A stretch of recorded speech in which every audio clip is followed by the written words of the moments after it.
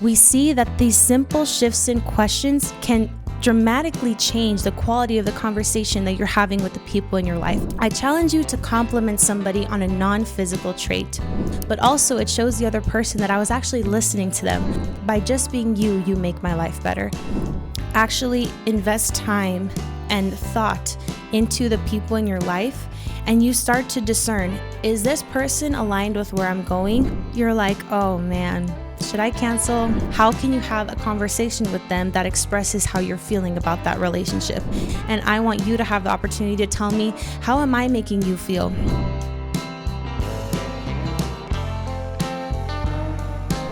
Hi world changers, my name is Laura Maluhi and welcome back to another episode of In Harmony, giving you light and encouragement to pursue the incredible life that God has for you. So today is a very important day because we're going to be talking about something that we all interact with on a day-to-day basis, and that is relationships, but not just romantic relationships at work, relationships with your family, friendships, etc., etc. Whether you love them or you hate them, no matter what, we all interact with relationships on a day-to-day basis. So in this video, we're going to break down 5 instant relationship boosters to help boost your relationships, whether that's a relationship in any context. I'm going to be sharing with you things that have helped me personally, things that I've experimented with, and that have really helped me in business and in my personal life. But first, you may be asking, girl, I'm an introvert. I'm not trying to be in a relationship with a lot of people. But the truth is that God wants relationship for your life. In order for you to have a harmonious, abundant, and prosperous life, that includes having people in your life, period. In every facet, having good and healthy relationships is vital for your health and for your overall happiness. In Ecclesiastes 4, verse 9 through 12, it says, 2 are better than 1, because they have a good reward for their toil. For if they fall, one will lift up his fellow. But woe to him who is alone when he falls and has not another to lift him up. Again, if 2 lie together, they keep warm. But how can one keep warm alone? And though a man might prevail against one who is alone, 2 will withstand him, and a threefold cord is not easily broken.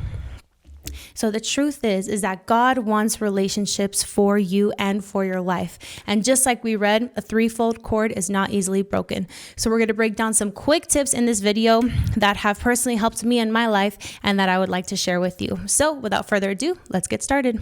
So the first instant relationship booster is to change the quality of your questions. How many times do we go to the office? Do we go to work? Whatever it may be. And the first question people ask is, hi, how are you doing? How's work? Have you been busy? I don't know about you, but when I hear those questions, I don't feel very excited. If anything, I think about, yeah, I am busy. And yeah, I do have a lot of work going on. And it kind of puts me in a state of stress. And if you're anything like me, those questions don't really evoke feelings of excitement. So this relationship booster in particular is actually based on a podcast on the Robbin show that someone sent to me, and it completely changed my life. And in the episode, she's interviewing Vanessa Van Edwards, who is an expert in this area. And she breaks down scientifically proven questions that are formulated to enhance quality connection and conversation with people. So instead of saying, how are you doing today? Ask, has anything good happened today? Instead of saying, hey, how's everything? Ask, do you have anything exciting that you're working on? Do you have anything exciting happening this weekend? What's good? What good has happened this week? And what are you working on right now that you are most excited about? We see that these simple shifts in questions can dramatically change the quality of the conversation that you're having with the people in your life. So it doesn't have to be crazy. You don't have to have some super charming scheme in order to get people to talk to you. Sometimes it's as simple as asking them, what are you working on that you're most excited about? What exciting to you has happened today? What was your favorite thing about today? Do you have anything fun coming up this weekend? A simple shift like that can completely change the trajectory of your conversation with this person and the quality of your relationships. Instant relationship booster number 2 is random acts of affection. Make it a habit to express small acts of love and kindness for no particular reason. So many times we get gifts for Christmas, we get gifts for our birthdays, we get gifts for anniversaries, and it's beautiful, it's amazing, we love it. But how special would it be if somebody in your life wrote you a handwritten note and just got you a piece of chocolate? Or maybe they baked you a batch of cookies and they said, hey, I was thinking about you today and I got you this. And I just want to say I'm so grateful to have you in my life. How different would that make you feel? Would that change around the trajectory of your day? Would that strengthen your relationship with that person? Would you feel like this person sees me? Something as simple as that can really enhance and boost the relationships in your life. We expect gifts for these big occasions, but sometimes I would argue that the most special and memorable gifts are those small little gifts that somebody got us just because they were thinking about us, just because they want to express their gratitude. So if you're wondering, okay, that seems like a good idea, and I think that's something I can do, especially if you're on a budget and you're not trying to buy anybody some Versace dress or anything like that, here are some examples of what random acts of affection can look like. It could be as simple as writing a small handwritten note and giving them a small chocolate or their favorite treat.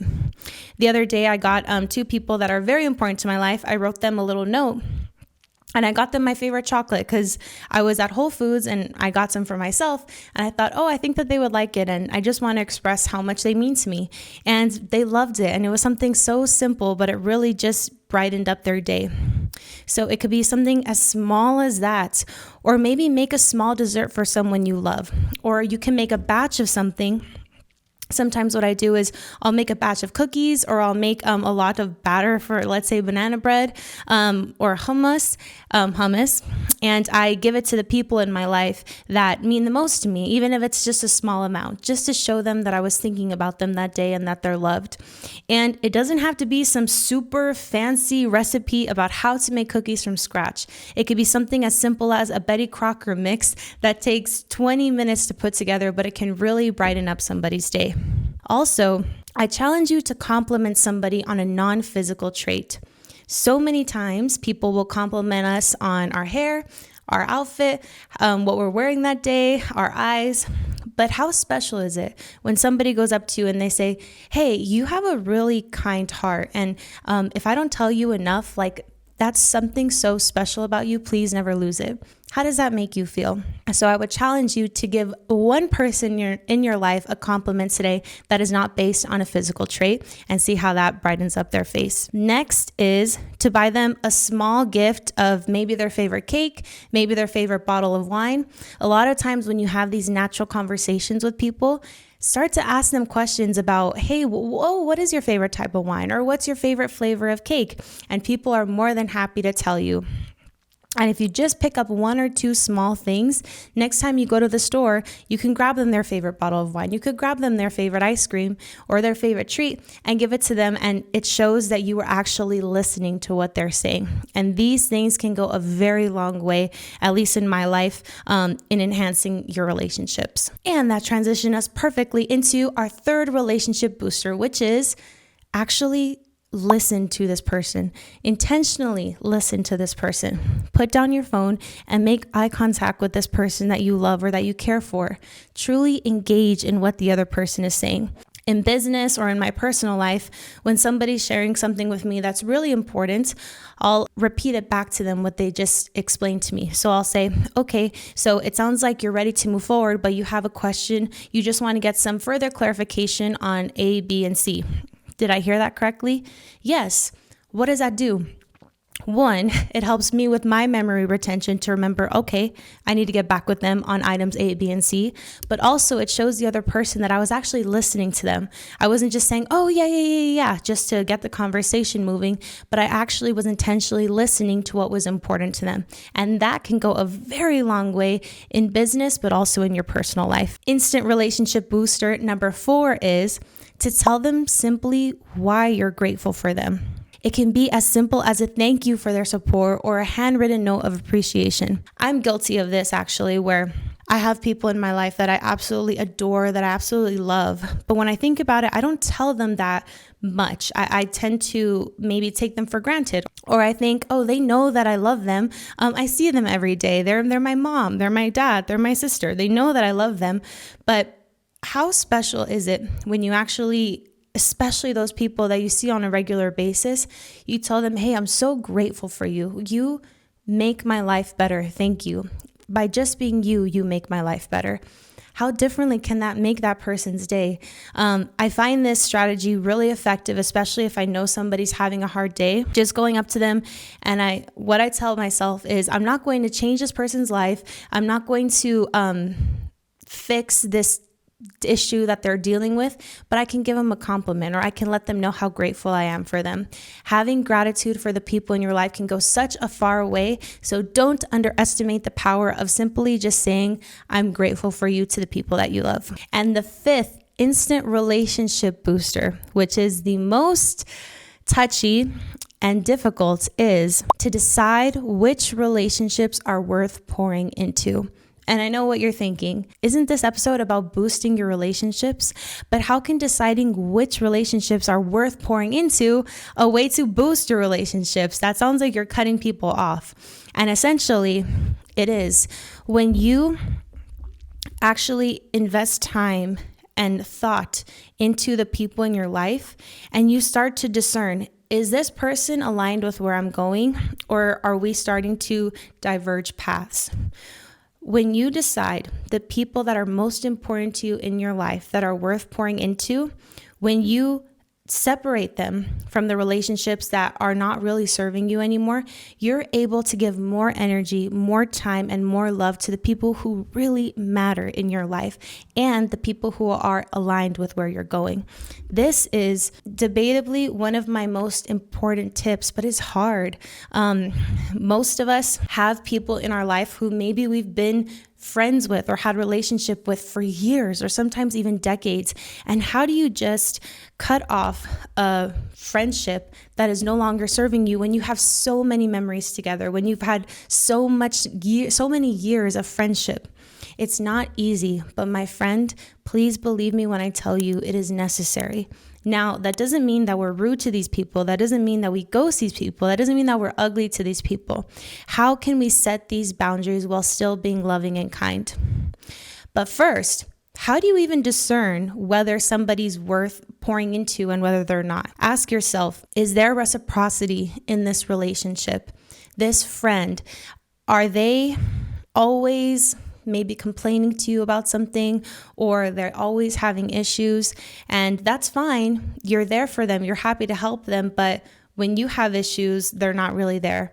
Or when you want to vent about your day, they don't really want to hear it. Reciprocity in any relationship is not just important, it's vital. It's vital for both parties to feel like they are fulfilled, like they are satisfied, and that they are being poured into in the relationship or the friendship. So if you're thinking about somebody and deciding whether they should stay in your life or not, simply ask, is there reciprocity in this relationship? And secondly, this is also in the podcast that I'm going to be linking down in the description, where Vanessa Van Edwards, she does an amazing job about talking about this area. And that is, if you're deciding whether a relationship is worth pouring into or not, ask yourself, is this an ambivalent relationship? And ambivalent, that kind of sounds like a big word, but essentially what ambivalence is indifference, neutrality, or for example, maybe it's that friend who you see them pop up on your calendar that you're going to go grab coffee with them, and you're like, oh man, should I cancel? Or, oh, I'm not super excited about that. Or maybe it's after you hang out with that person and you get home and you feel drained and you ask yourself, man, I should have stayed home and watched Netflix. And those are the examples that Vanessa gives in the podcast. And Although it may sound harsh, we all are guilty of having ambivalent relationships. And you might think, oh, they don't do much harm. I just hang out with them every now and then. But the example that she uses is that these type of relationships are kind of like that app on your phone that is in the background. You don't use it much, but it drains most of the battery. These relationships can be wildly draining. And the time that we spend with these relationships and talking to these people that we kind of feel indifferent about, maybe we feel like our relationship with them is dwindling, is time away from the people who are actually aligned with where we're going, where we actually feel on fire after we talk with them. Or they're taking time away from meeting new people who are aligned with where you're going and new people who God wants to introduce you to, but you're still hanging on to these ambivalent relationships. So if there is somebody in your life who maybe you think is toxic, or maybe you feel like it's an ambivalent relationships, how can you have a conversation with them that expresses how you're feeling about that relationship and how to set that boundary with them, whatever your boundary may be? I'm going to be sharing a 3-step process that has helped me personally, but this is just what's helped me. This is just my experience. And please feel free to take it with a grain of salt and use your own discernment to see what would work best for your relationship. But these are the 3 steps that have helped me when I've had to have these difficult conversations. The first one is to express your intention. So that kind of looks like, hey, thank you for meeting with me. I wanted to have this conversation with you and be as honest as possible because I love you and I care for you, and our friendship is super important to me. Our relationship is super important to me. That's the first step, express your intention. The second step is to state what you're feeling. Jay Shetty, in his book, 8 Rules of Love, talks about when you're fighting with your partner in a romantic relationship or really in any context, instead of coming at them saying, you always do this, or you never do this, or you did this and I can't believe it, instead of spewing at them what that person is doing wrong, explain how you're feeling about the actions or the behaviors that they exhibit. So, for example, you can say something as simple as, when you talk about this event that happened in my past, it makes me feel insecure, or it doesn't make me feel good. Or another example is, I feel like when we want to hang out, that I'm the one that reaches out usually. And when you don't reach out to me to meet up, it makes me feel like you don't really care about our relationship, or it makes me feel like you forgot about me. So you see how you're stating how you're feeling versus spewing or attacking the other person for the behaviors that may make you feel some type of way. So the second step is to state what you're feeling. And the third and final step is to give them the space to express how they are feeling.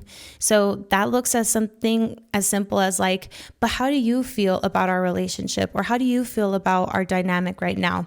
And is there anything that I'm doing that makes you feel some type of way, or that I can do better? Opening that space shows the other person, you matter to me. This is how I'm feeling, but I'm also going to create this space where you can be honest with me, because I also know that I'm not perfect. And I want you to have the opportunity to tell me, how am I making you feel?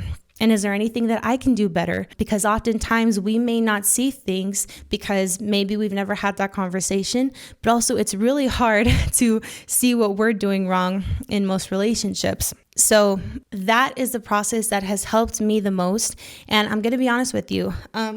Some relationships that I've had, or friendships, have naturally evolved, and there wasn't a need for this conversation. The relationship wasn't that serious, but there are times where I've had to have these conversations. The reason I lean on this 3-step process is because it makes it very simple for me, because after the conversation happens, it can go in 2 directions. One, either this person is very sorry and they say, oh my gosh, I didn't, and this has happened to me before, where my friend, and we're still super close to this day, she said, oh, I'm so sorry. Like, I didn't know I made you feel that way. I will absolutely fix it. Like, thank you for telling me. And then she fixed it, and we're still super close to this day. And it really actually was never an issue after that. Or sometimes it's happened to me before where it was a toxic friendship. And I know that sounds dramatic, but I can't think of a better word. And I did my best to be as like cool-headed and calm about it as possible, and to express, how I was feeling. And she wouldn't let me talk. She was putting me down. I felt belittled, and then nothing changed. To me, it was very simple. Although it was hard, because this is somebody that I had built memories with, that I had built a serious friendship with. To me, it was very simple, because if you are honest with somebody that you love about your boundary and what is important to you, and they still choose not to respect it, it's very easy to decide whether this person is worth keeping in your life or not. And it's not easy to do it, but it's very simple. So this is the 3-step process that has helped me. But again, this is just from my personal experience, and feel free to use your discernment to see what works best for you. The last thing I'll say on that is, when I decided that I didn't want to keep this person in my life anymore, although it was hard, I could sleep well at night, and I didn't have any guilt, because I knew that I was honest with this person, that I set my intention, and that I was honest about what I was feeling. And if they choose not to fix it, that doesn't make them a bad person. That doesn't make them better than me. That doesn't make me better than them. It just means that we're on different paths. So this really helped me sleep better at night when deciding which relationships were worth keeping or not. By focusing on which relationships are worth keeping and which are not, you can give more love, more care, more intentionality, and more energy to the people in your life who light you up and are aligned with God's purpose for your life. So in conclusion, simply, relationships are important. God wants us to have relationships, and fostering your relationships doesn't have to be anything huge or anything ostentatious. It could be something as simple as telling somebody that you love them, simple as telling somebody how grateful for you are to them, simple as changing the quality of questions that you're asking that person, and simply listening to them about the things that are important and that's going on in their life. Having quality relationships is not made up of ostentatious acts. It is made up of consistent, small moments of intentionality. So I hope that you found this episode helpful about simple and quick, easy things that you can do to boost any relationship that you have in your life. We're going to link below the episode to the Mel Robbins podcast so you can get more clarification and more tips on how to foster healthy relationships in your life. But thank you all so much for watching. We love you, and we'll see you next time. Are you sure, Lord? Like this one, this, my ex, this bully, this jerk, like that works with me at the office. Are you sure you love them as much as you love me? God does. God put them